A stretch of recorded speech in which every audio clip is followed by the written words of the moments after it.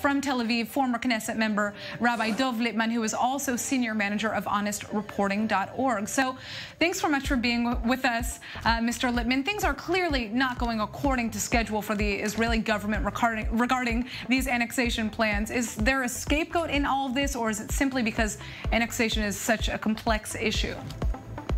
It's incredible, Natasha, how there's this big buildup to July 1st. Yeah. And from the inside, most people knew that there were so many issues that still need to be worked out. You just said it yourself. Even within Israel, leaders on the far right are against the plan. Certainly the left is against the plan. Security officials are against the plan.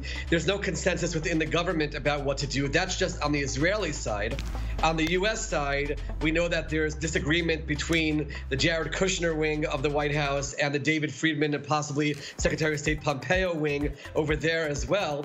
Add into the formula, into the mix, that all the governments are really focusing on the coronavirus and the rise on cases in both countries. It's the perfect mixture for not being able to move forward with anything significant, at least at this time, regarding the annexation or the sovereignty, however you want to call it. Well, we're now hearing that the annexation plans, are postponed until later in July. But how realistic is it that Israel's actually going to come to deal with the U.S. in terms of moving forward with annexation?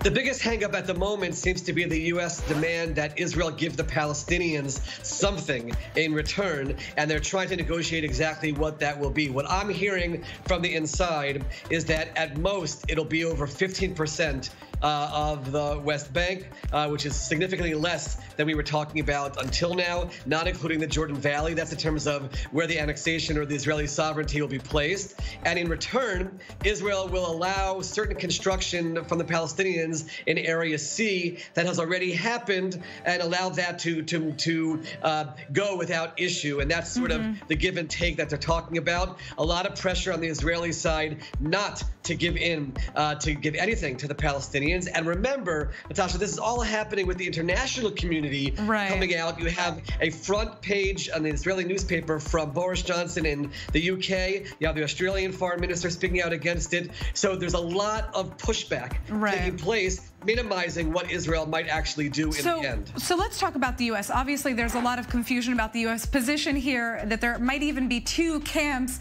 within the Trump administration when it comes to annexation. What do you say to that?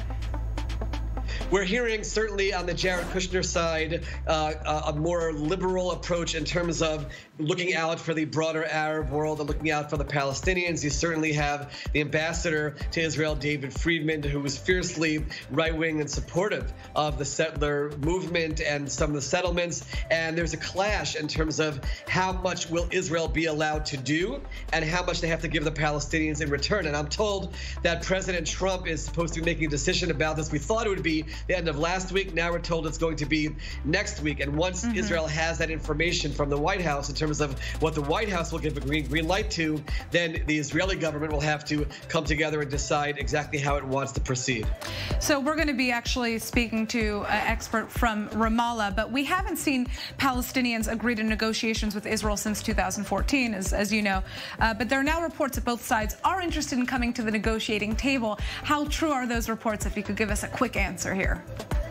Yeah, I don't know that there's any real significance to it. I think it's the Palestinians trying to make sure that Israel doesn't take any immediate steps. But no one on the Israeli side really believes that there's any real sincerity from the Palestinian side to enter real negotiations to try to really come to any kind of a negotiated settlement. All right. Thank you so much for joining us, Rabbi Lipman.